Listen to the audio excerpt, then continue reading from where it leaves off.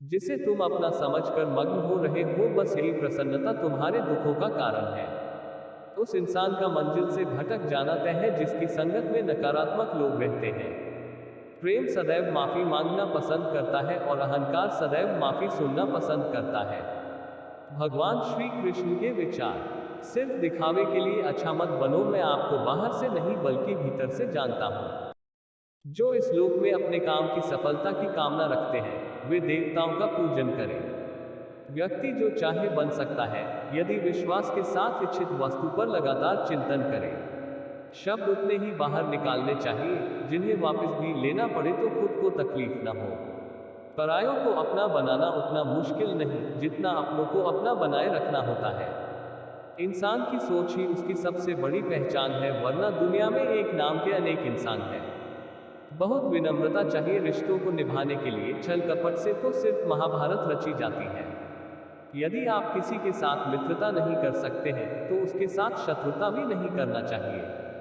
मनुष्य का जीवन केवल उसके कर्मों पर चलता है, जैसा कर्म होता है वैसा उसका जीवन होता है। मन अशांत हो तो उसे नियंत्रित करना कठिन है, लेकिन अभ्यास से इसे वश में किया जा सकता है।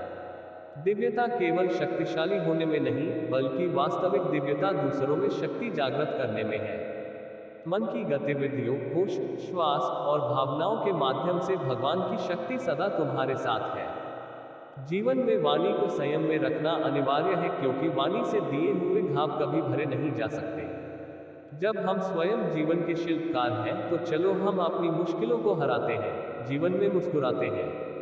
एक बार माफ करके अच्छे बन जाओ, पर दोबारा उसी इंसान पर भरोसा करके बेवकूफ कभी ना बनो।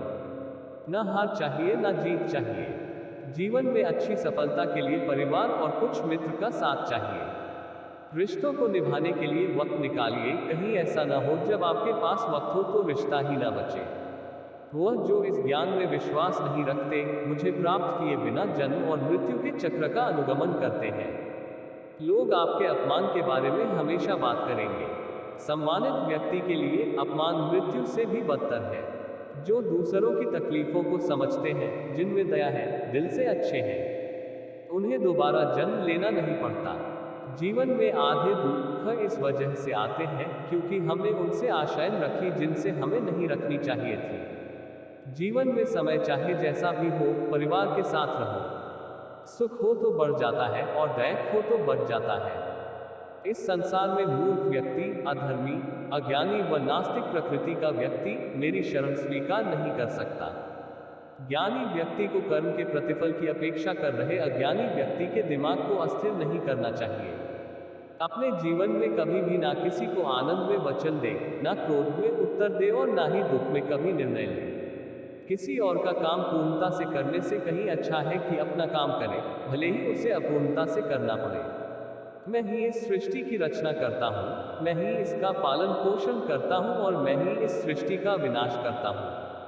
कृष्ण कहते हैं, जब जब संसार में धर्म की हानि होगी, अधर्म की विजय, तब तब मैं इस पृथ्वी पर अवतार लूंगा।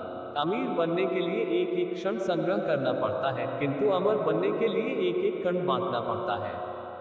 जिंदगी में सब कुछ खत्म होना जैसा कुछ भी नहीं होता, हमेशा एक नई शुरुआत हमारा इंतजार कर रही होती है। भगवान श्री कृष्ण के विचार। हे अर्जुन, मैं भूत, वर्तमान और भविष्य के सभी प्राणियों को जानता हूँ, किंतु वास्तविकता में कोई मुझे नहीं जानता। लोग कहते हैं अपनों के आगे झुक जाना चाहिए, किंतु सच बात तो यह है, जो अपने होते हैं वह कभी झुकने नहीं देते। वह दिन मत दिखाना कान्हा कि हमें खुद पर गुरूर हो जाए, रखना अपने दिल में इस तरह की जीवन सफल हो जाए। वह जो सभी इच्छाएं त्याग देता है, मैं और मेरा की लालसा तथा भावना से मुक्त हो जाता है, उसे शांति प्राप्त होती है। हमेशा छोटी छोटी गलतियों से बचने की कोशिश किया करो, क्योंकि इंसान पहाड़ों से नहीं पत्थरों से ठोकर खाता है। शांति से भी दुखों का अंत हो जाता है और शांत चित्त मनुष्य की बुद्धि शीघ्र ही स्थिर होकर परमात्मा से युक्त हो जाती है। अपनी पीड़ा के लिए संसार को दोष मत दो, अपने मन को समझाओ, तुम्हारे मन का परिवर्तन ही तुम्हारे दुखों का अंत है। श्री कृष्ण कहते हैं, एक बार माफ करके अच्छे बन जाओ, पर दोबारा उसी इंसान पर भरोसा करके बेवकूफ कभी ना बनो। इच्छा पूरी नहीं होती तो क्रोध बढ़ता है, और इच्छा पूरी होती है तो लोभ बढ़ता है। इसलिए जीवन की हर स्थिति में धैर्य बनाए रखना। अगर तुम अपना कल्याण चाहते हो तो सभी उपदेशों, सभी धर्मों को छोड़कर मेरी शरण में आ जाओ, मैं तुम्हें मुक्ति प्रदान करूंगा।